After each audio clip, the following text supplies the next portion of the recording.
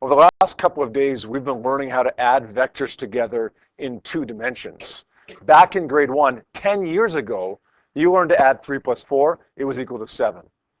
5 years ago in grade 6, you learned to add 3 plus 4. Sometimes it was 7, sometimes it was 1, sometimes it was minus 1, depending upon the direction of the 3 and the 4.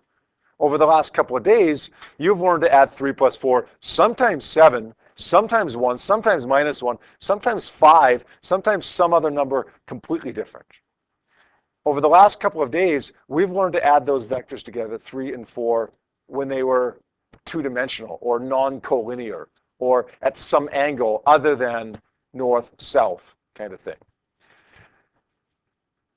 Let's do a quick example here just to kind of refresh your memory.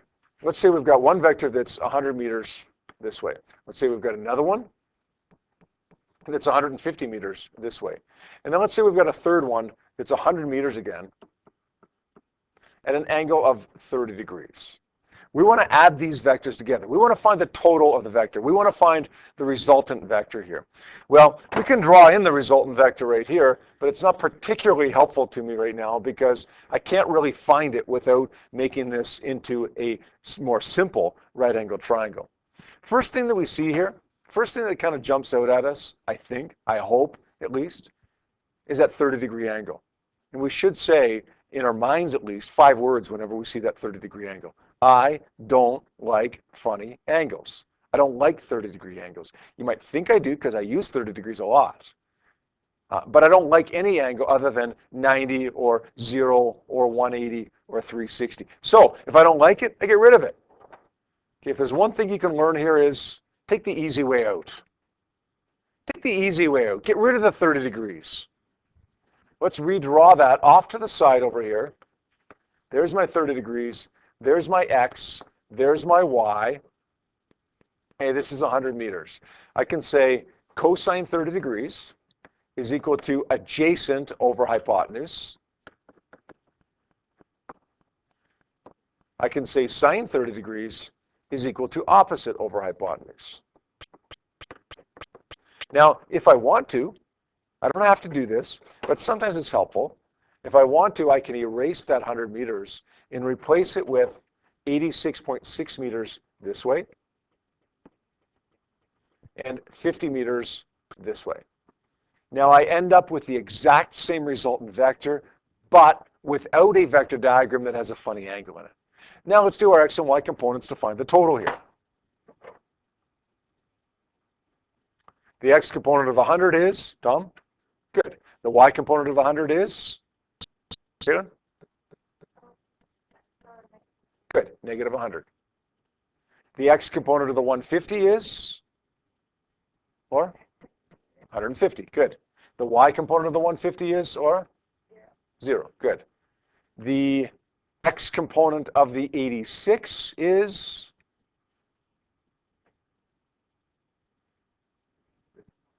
$86.6. The y component is? Good. And finally, the x component of the 50 is? Good. And the y component is? Oh, wait. What is it? Good. 0. And the y component is? Good. Now let's add these up. 150 plus 86.6 is 236.6 meters. The y component, negative 100 plus 50 is? Negative 50. Now we know what to do here, right? Now we know what to do. Let's combine these. Let's say 236.6, 50 down.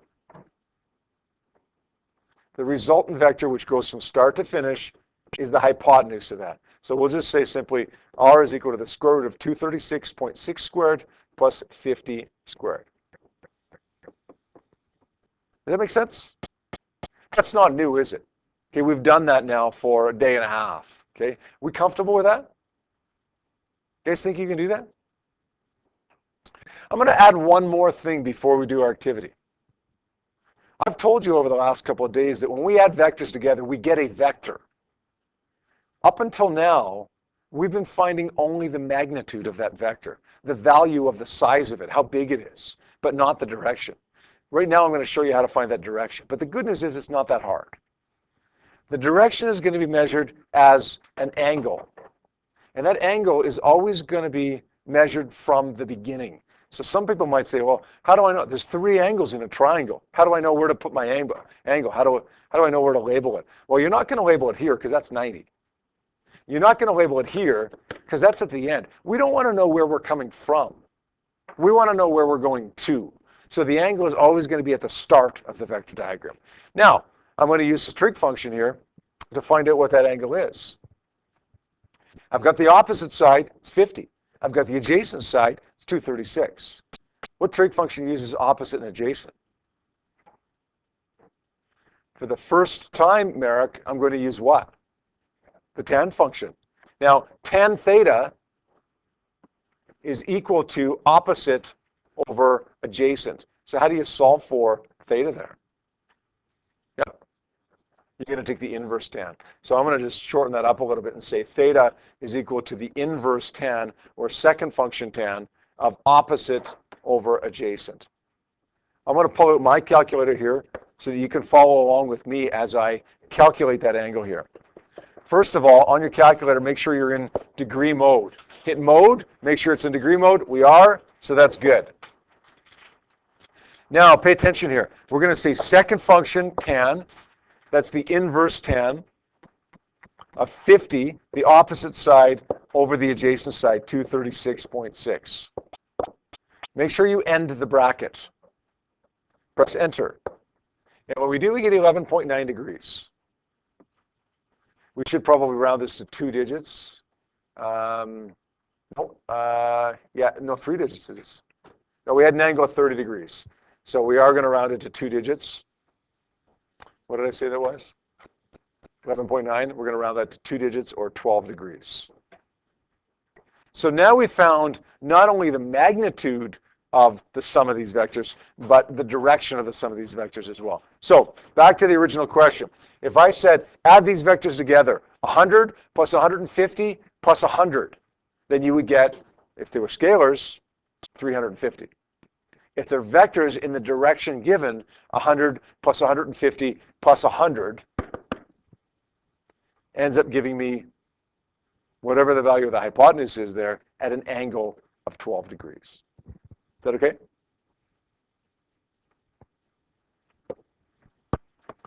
All right. If we're okay with that, we're going to do a little activity today to kind of put it into action.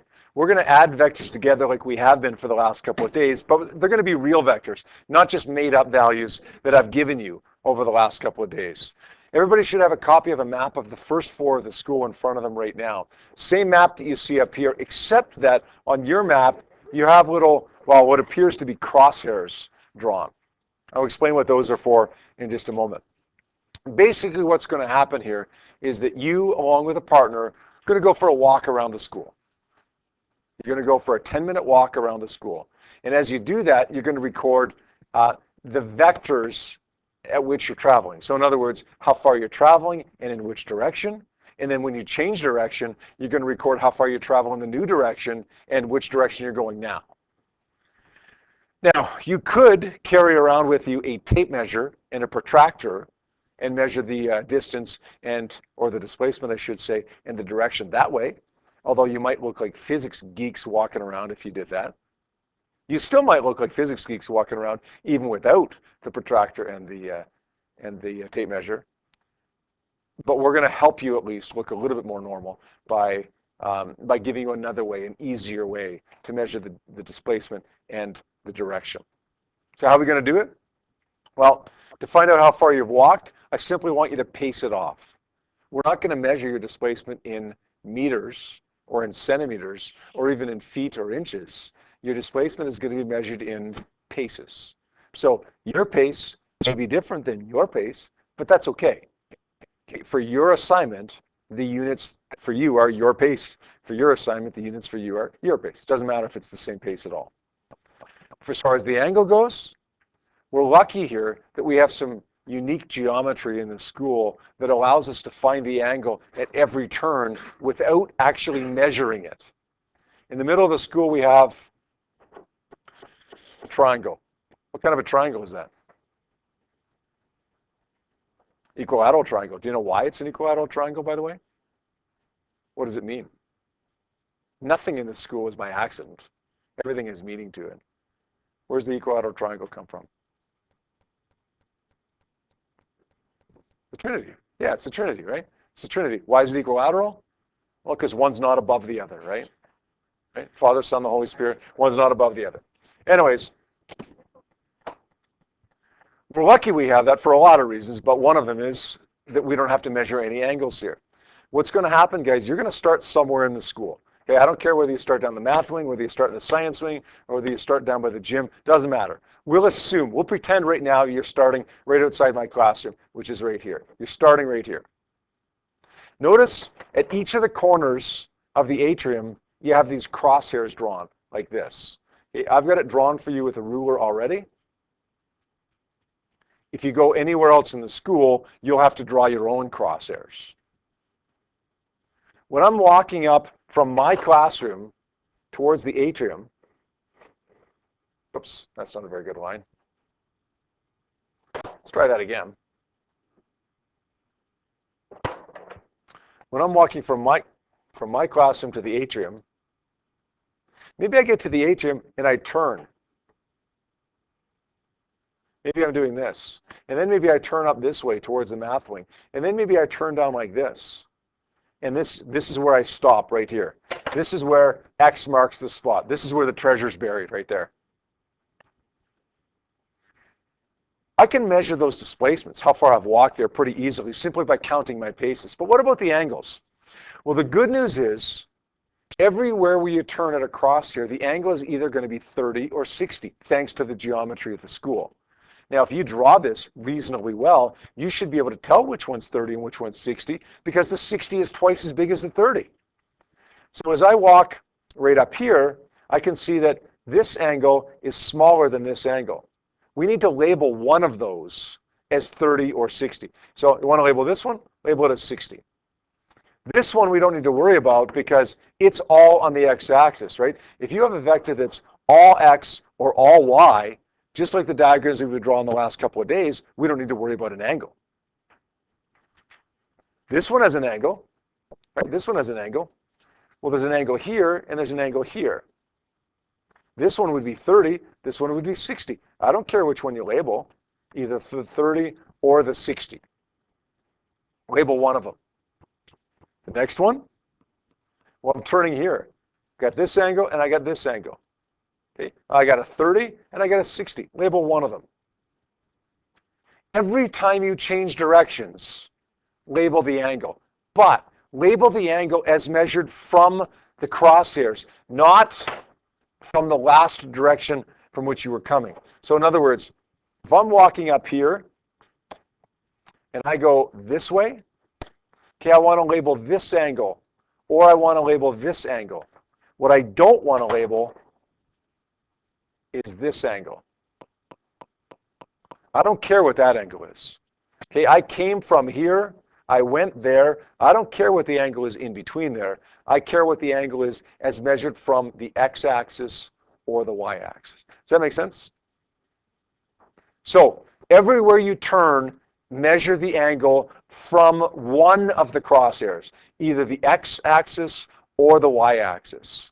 Doesn't matter which one or the other. And if you turn somewhere where the crosshairs aren't drawn on your map already, then draw your own little crosshairs. Does that make sense? Let me tell you something that somebody in the last class did, one group in the last class did. They were walking down the math wing or towards the math wing, and they turned here. And they turned here on purpose because they thought, oh, that's perfect. That's 90 degrees, right? I don't care. Why do I not care that that's 90 degrees? It needs to be measured from the crosshairs, either 30 degrees or 60 degrees. Doesn't matter which one, but it's got to be one or the other. Not the 90, but the 30 or the 60. Every one of your angles today will be either 30 or 60. Got it? So what are you going to do with this? Once you take a little walk around the school, you're going to come back to the classroom. You're going to redraw it if you need to on a piece of paper. Only if you need to. And then you're going to add all the vectors together. It means you're going to have to take all those funny angles, get rid of them, turn them into just x's and y's, then redraw it once you've gotten rid of them, and then calculate the total displacement that you walked. Make sense?